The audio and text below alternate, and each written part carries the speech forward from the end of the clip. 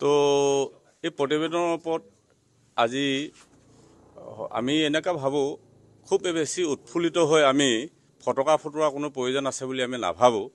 কাৰণ আজি প্ৰতিবেদনখন দাখিল কৰাৰ ক্ষেত্ৰত আজি বিধানসভাৰ 126 জন বিধায়ক থকাৰ পিছত তেওঁলোকৰ প্ৰত্যেকৰে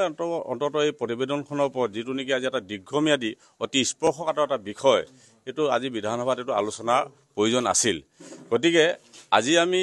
আপাহত কৈ দিব নোৱাৰো যে এই প্ৰতিবেদনখনৰ জৰিয়তে আমাৰ 6 জনগোষ্ঠীৰ যিটো জনজাতিকৰণ ইয়া হুদুৰ পখাই যিটো প্ৰভাৱ পৰিব লাগে এই প্ৰভাৱটো যে আমাৰ পক্ষে হ'ব এই কথাটো কিন্তু মই ব্যক্তিগতভাৱে এটো আশাবাদী নহয় গতিকে আৰু আমাৰ এটো হাৰি আছে যে বিশেষকৈ আমি উজনি অসমত যদি চাওঁ আজি জুনাই মাজুলী ধেমাজি ঢকুৱা আমি এই যিকিটা সমষ্টিত আমি আজি অতদিনে এই জনজাতীয়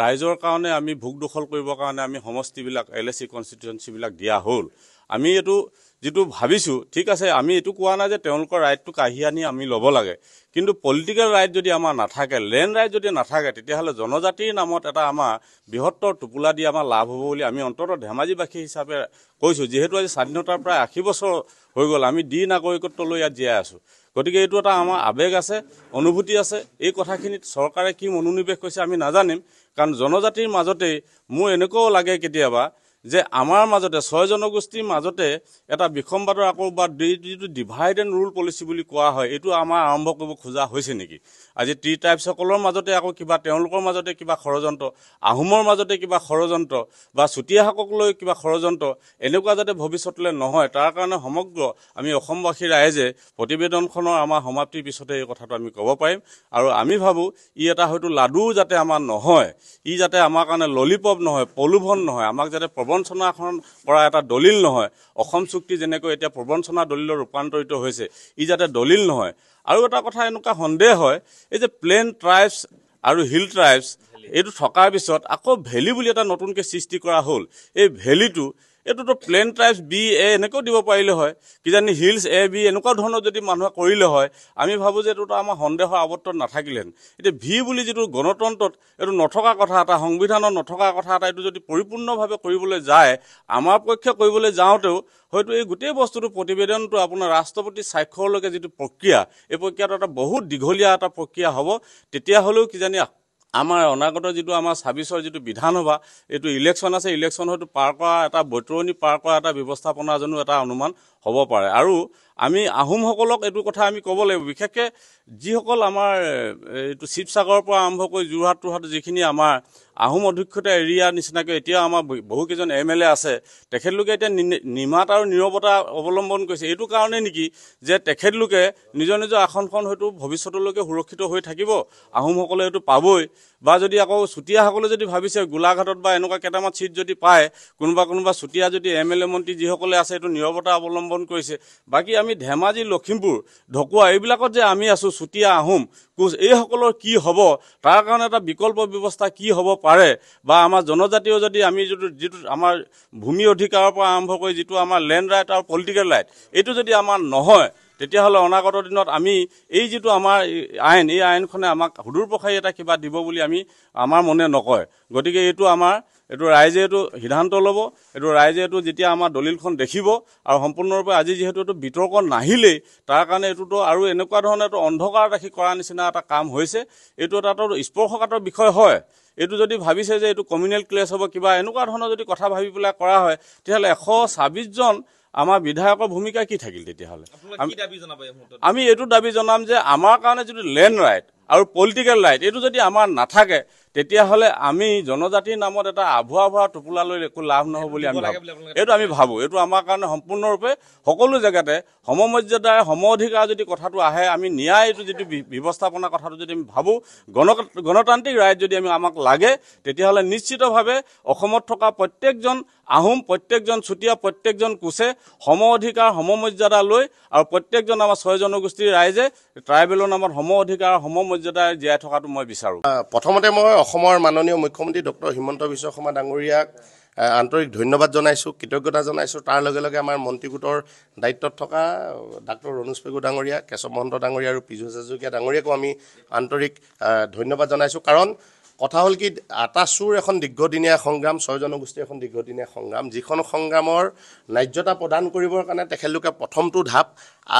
আমাক সুবিধা কৰি দিছে। প্ৰথমটো ঢাপ হিচাপে প্ৰতিবেদনখন অসম বিধানসভাত তেখেতলোকে দাখিল কৰিছে, যিটো আমি ভাবোঁ আজিৰ তাৰিখত আমাৰ সংগ্ৰামখনক এটা ন্যায্যতা প্ৰদান কৰিছে। কিন্তু ইয়াৰ লগে লগে আমাৰ দৃষ্টি নিবদ্ধ থাকিব যে ইয়াৰ পাছত মাননীয় মুখ্যমন্ত্ৰী ডাঙৰীয়াই উচ্চ সদন আৰু নিম্ন সদনত কি ধৰণে ব্যৱস্থা গ্ৰহণ কৰি আমাক 2026 বিধানসভা নিৰ্বাচনৰ আগত টাই আহোমকে ধৰি অসমৰ 6 জনগোষ্ঠীক জনজাতি মৰ্যাদা প্ৰদান কৰে। এতিয়া এই যি STV বুলি যিটো ব্যৱস্থা আমাক কৰা হৈছে এই উজনি অসমত 4টাকৈ জনগোষ্ঠীক, এই STVৰ ভিতৰত আমি থাকিলেও আমি এটা কথা অসমৰ মাননীয় মুখ্যমন্ত্ৰী ডাঙৰীয়াক জনাব বিচাৰোঁ যে আমাৰ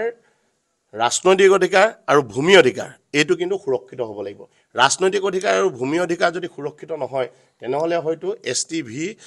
দিলেও আমি কোনো ধৰণৰ লাভান্বিত নহ'ম। গতিকে অসমৰ মাননীয় মুখ্যমন্ত্ৰী ডাঙৰীয়াক আহ্বান জনাম যে 2019 চনৰ 9 জানুৱাৰী তাৰিখে ৰাজ্যসভাত যিখন বিল উত্থাপন হৈছিল সেই বিলখন দৰকাৰলৈ সংশোধিত কৰি বা এই প্ৰতিবেদন তাৰ লগত সংপৃক্ত কৰি অতি শীঘ্ৰে উচ্চ সদন আৰু নিম্ন সদনত আমাৰ বিলখন পাছ কৰি ৰাষ্ট্ৰপতি স্বাক্ষৰ কৰালৈকে তেখেতৰ দায়িত্ব যথেষ্ট বাঢ়িব। তেখেতে 6 জনগোষ্ঠীৰ জনজাতিকৰণৰ প্ৰতি তেখেতৰ যিটো দায়িত্ব আৰু কৰ্তব্য নিষ্ঠা সহকাৰে কামখিনি কৰি 2026 চনৰ বিধানসভা নিৰ্বাচনৰ আগত আমাক জনজাতি মৰ্যাদা প্ৰদান কৰিব বুলি আমি আশাবাদী। আৰু বাৰে বাৰে কৈছোঁ, উদাহৰণস্বৰূপে কৈছোঁ যে চিচিবঙা সমষ্টিটো যদি আমাৰ কাৰণে ধেমাজিৰ কথা কৈছোঁ, মই যিহেতু ধেমাজিত পূৰ্বতে 2টা সমষ্টি ৰিজাৰ্ভ আছে, ধেমাজি আৰু জোনাই। এতিয়া নতুনকৈ এটা সমষ্টি হৈছে চিচিবঙা। আমি ধৰি ল'লোঁ চিচিবঙা সমষ্টিটো STVৰ কাৰণে ৰিজাৰ্ভ কৰিলে, কিন্তু কেৱল তাত পলিটিকেল ৰাইটটো দিলে নহ'ব, তাত আমাৰ ভূমি অধিকাৰটো থাকিব লাগিব। তাৰ লগে লগে আমাৰ মানুহখিনি যি 4টা জনগোষ্ঠীক ভি হিচাপে চিহ্নিত কৰিব, সেই 4টা জনগোষ্ঠীৰ ভূমি অধিকাৰ জোনাইটো থাকিব লাগিব, ধেমাজিটো থাকিব লাগিব বা মাজুলীটো থাকিব লাগিব। গম পাইছেনে কথাটো, যে পূৰ্বৰ জনগোষ্ঠী যিসকল জনজাতি য'ত আছে তেখেতলোকৰ তাত STVবিলাকৰ ভূমি অধিকাৰটো নাথাকিব, পলিটিকেল ৰাইটটোতো নায়েই, তাত যদি ভূমি অধিকাৰটো নাথাকে তেনেহ'লে মই ভাবোঁ STV হিচাপে আমি যথেষ্ট প্ৰত্যাহ্বানৰ সন্মুখীন হ'ম, যথেষ্ট আমাৰ কষ্ট হ'ব। গতিকে মাননীয় মুখ্যমন্ত্ৰী ডাঙৰীয়াক পুনৰবাৰ আমি আহ্বান জনাইছোঁ, এই কথাখিনি আপোনালোকে গুৰুত্ব দিব। এই কথাখিনি গুৰুত্ব দি অসমৰ 6 জনগোষ্ঠীৰ যি সমস্যা, দীৰ্ঘদিনীয়া যি আশা, এই আশা পূৰণ কৰাৰ ক্ষেত্ৰত আপুনি 26ৰ যিখিনি পদক্ষেপ ল'ব লাগে সেইখিনি সুন্দৰভাৱে লৈ কেন্দ্ৰীয় গৃহ বিভাগক ইয়াত সৈমান কৰি আপুনি যাতে আমাৰ দাবীসমূহ পূৰণ কৰিবলৈ চেষ্টা কৰে তাৰ প্ৰতি আহ্বান থাকিব। আৰু পুনৰবাৰ আমি আন্তৰিকতাৰে ধন্যবাদ জনাইছোঁ যে এই পদক্ষেপত আপুনি যথেষ্ট উৎসাহেৰে বা যথেষ্ট সদিচ্ছাৰে যিখিনি কাম কৰিলে এই কামখিনি পৰৱৰ্তী সময়তো আপুনি আগবঢ়াই নিব। আন্দোলন ধাৰা আমি এতিয়া যিহেতু ডিচেম্বৰ 1 তাৰিখৰ পৰা 19 তাৰিখলৈকে আমাৰ সংসদৰ অধিৱেশন আছে, এই সংসদৰ অধিৱেশনত প্ৰতিবেদনখনৰ কি ৰূপ হয়, প্ৰতিবেদনখন কেনেকৈ ধৰণে তাত এষ্টাব্লিছ হ'ব বা বিলখন উত্থাপিত হ'ব তাৰ ওপৰত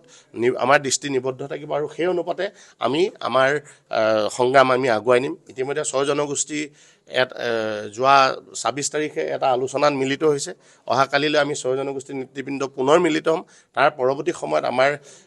ব্যৱস্থাৱলী কেনেকৈ ধৰণে হ'ব, অৰ্থাৎ যেতিয়ালৈকে আমি 6 জনগোষ্ঠীৰ জনজাতিকৰণ নাপাম তেতিয়ালৈকেতো আমাৰ সংগ্ৰামখন অব্যাহত থাকিব। কিন্তু সংগ্ৰাম নকৰাকৈ যদি জনজাতিকৰণৰ ব্যৱস্থাটো কৰিব পাৰে তেনেহ'লে সেয়া আমি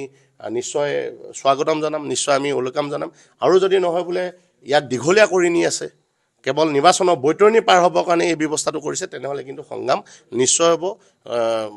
সংবিধানৰ গণ্ডিৰ ভিতৰত হ'ব, তীব্ৰ গণতান্ত্ৰিক আন্দোলন হ'ব। কিন্তু আমি সেই আন্দোলনৰ পৰা আঁতৰি থাকি আমি বিচৰা আজি যেনেকৈ ন্যায্যতা প্ৰদান কৰিবলৈ প্ৰথমটো ঢাপ অসম চৰকাৰে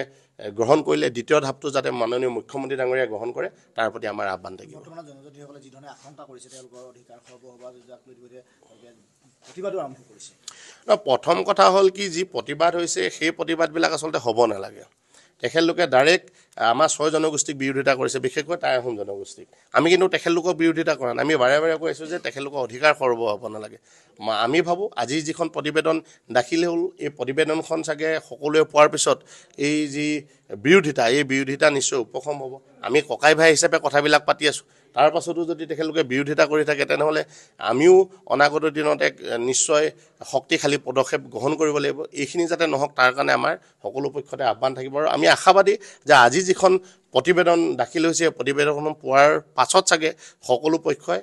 যি আন্দোলনৰ ধাৰাবাহিকতা অক্ষুণ্ণ ৰাখিবলৈ চেষ্টা কৰিছে সেয়া হয়তো উপশম ঘটিব